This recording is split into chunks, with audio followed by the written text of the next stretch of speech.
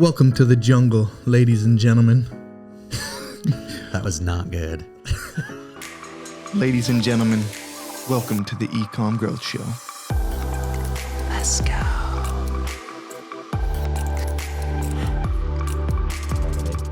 But guys, today we're talking about healthy frictions. We're going to start about healthy frictions in life, move that into business, move that into e-commerce, and then even talk about some seasonality around it.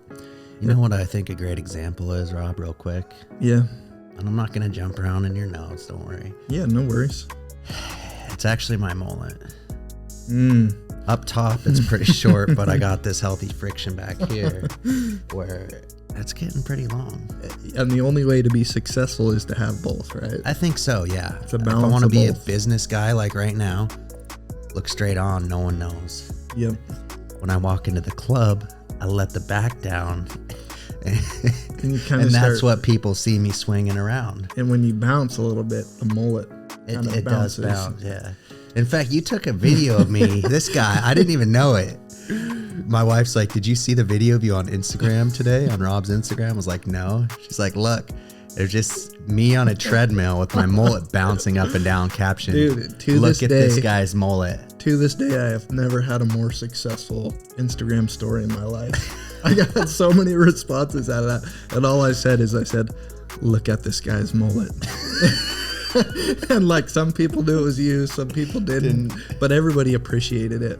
And that's a great example of a healthy friction. All right, sorry. No, but it opens me up to my main talking point, and that is you need a healthy balance of both.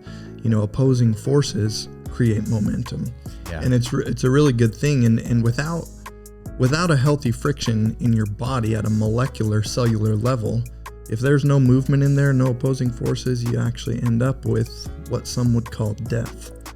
Yes. If there's no friction in there, that's when everything's done. And so the same can be true about you in life and in business. And some of the common ones we see in business is going to be, sales and marketing, especially in like a service-based business where you have your marketing that goes out and connects with prospects, generates leads, and then you have your sales team, which is meant to convert those. And there always seems to be a disconnect between the two. The classic disconnect. And it's a healthy friction because on one hand, and the important thing, my second main talking point is that healthy friction is good when they're both pointed at the same goal. Yep. So you have one goal, you're trying to achieve the same thing, but there's two different pieces and two different ways to get there. And so the marketing department, they're like, hey, if we're going to hit this goal, if we're going to grow, we're going to get in front of hundreds of thousands of people, generate thousands of leads, and that's going to be how we hit our goal. And then the salespeople are like, much more interested in converting, right? Because they're paid off commissions and stuff like that. And so we always see the two departments blaming each other, where it's like, it's mainly sales actually. No, but it's like, hey, we don't have enough leads. Yeah. And we're not going to hit our goal because we don't have enough leads. And then we crank up the lead volume, and then they're like, these leads aren't very good quality.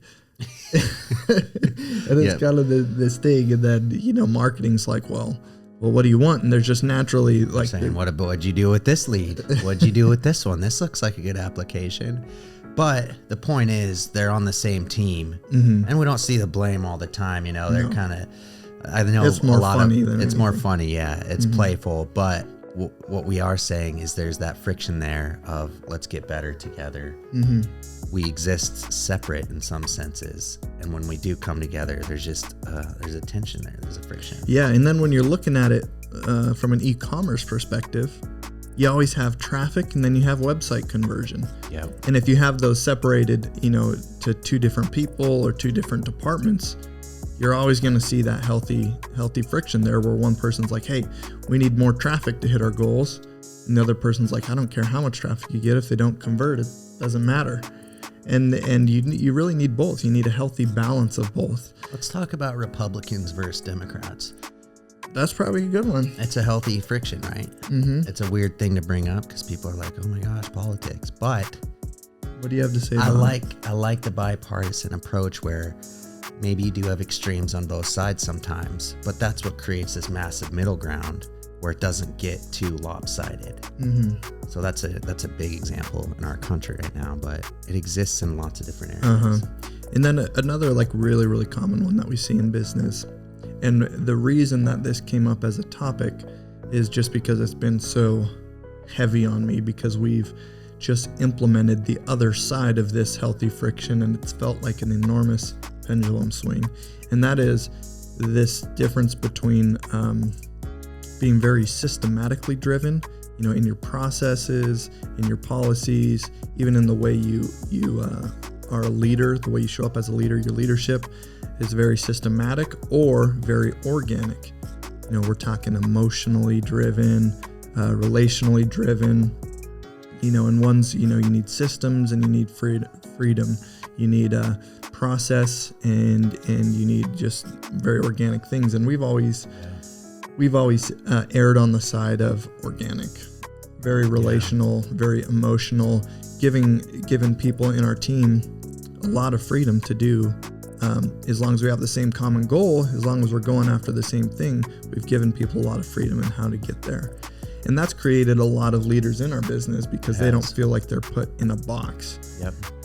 Problem is, you grow your team by double in a few short months, and you need systems to be able to take care of it. And it's just the size of our team has outgrown our capacity to have individual relationships with people where you can maintain a very organic, free environment.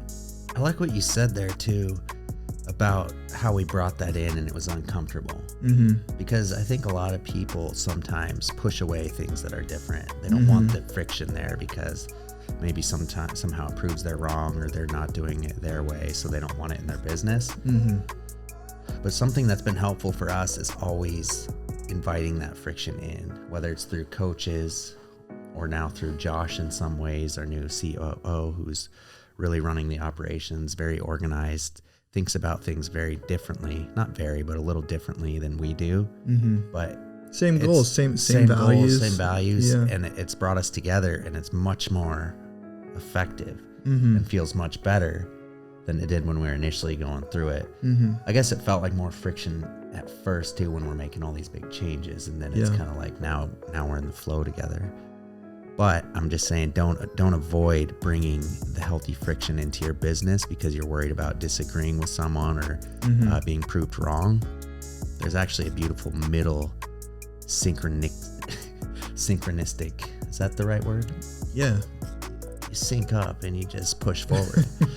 Yeah, and it's always going to feel like a pendulum swing because when we did have pretty good SOPs, standard operating procedures, a very clear about what our goals are, but just really kind of lacked on things like tracking and accountability, and just kind of basing a lot of our progress on like gut feelings. Mm-hmm. Well, now we're in a place where it's like there's a lot going on in a lot of different places, and we need to figure out, are we making progress? Where are the red flags? How can we identify these quickly and resolve them quickly? And it just takes systems. It just takes proper reporting, accountability. And the pendulum swing is, it's like, I thought we were this small, nimble company, free to do whatever we want and really thrive in our strengths. And now you're wanting to put me in a box? Like that's what the pendulum swing feels like. And it's like, yes, but no. It's like it feels like that, but at the same time we need to meet in the middle, and what got us here won't get us where we're wanting to go in 10 years. And so it's always easier to implement those systems as you're smaller. And so if you always have an open mind about healthy frictions, and you're not like just building up a brick wall against something because you have a trigger there or some type of bad experience where you're trying to say like, oh, we're never going to do it this way, you're going to be much better off. Yeah, and another thing I like, another healthy friction is, we talk about this a lot, but vision and doing the day-to-day working to accomplish that vision. You really have to have both, because Because if you're only working the day to day and you can only see what's right in front of you, you're going to burn out very quickly because you won't see where you're going. It's going to be burnout. But if you only have vision and you can't bring it to the present and map out how to get there, then that's not very good either, because you're almost just like living in utopia in a sense in your head and with no action plan. I think there's a beautiful marriage of those as well, where it's like, all right, I got my vision, I know where I'm going, and here's the action steps to get there. Let's go. Yeah.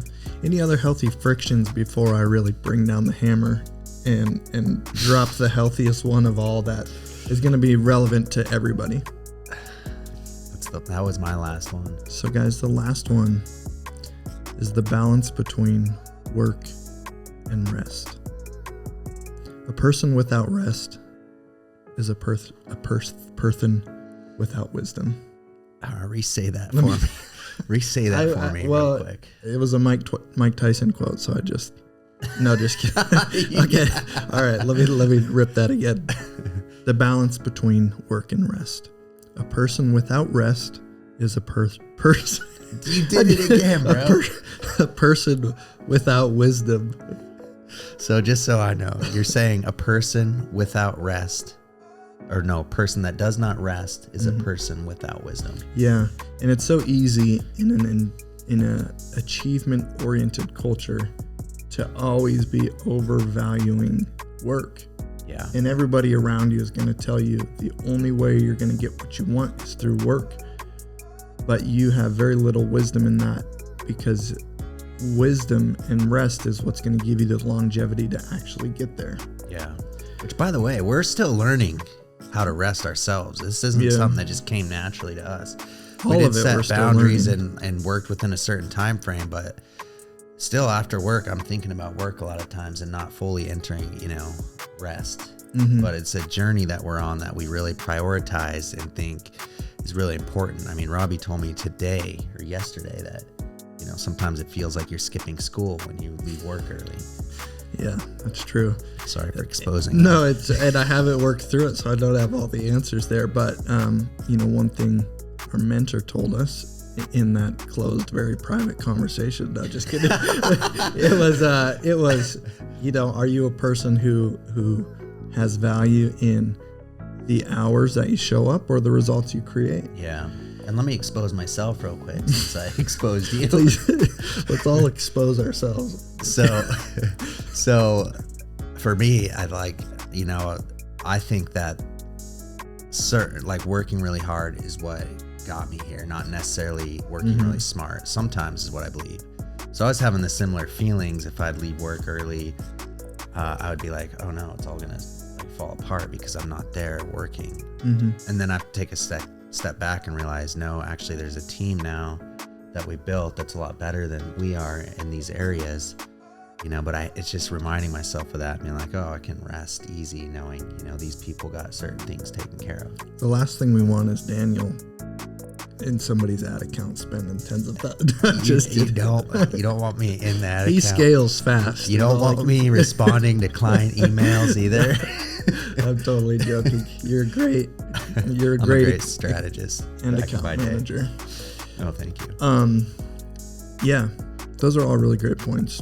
And it's so easy to just lose sight of that. And especially right now, we speak very directly to the e-commerce industry, and that is a very seasonal industry. And right now you're in a huge push season. This is the holiday Q4 shopping season where people are going to make a huge percentage of their annual income, their annual revenue. So it's really easy in a push season to develop bad habits of overworking. And so if you're not very intentional and aware of what your seasons are, what that work-rest balance is, you're going to actually develop bad habits, and you're going to move into the latter part of Q1. You're going to be blown up. You're going to have all these habits around just pushing and pushing and pushing. And gosh, I cannot talk to bro. That's okay. And then come July, you're going to burn out. So that's so good. So all that to say, enjoy the holidays a little bit.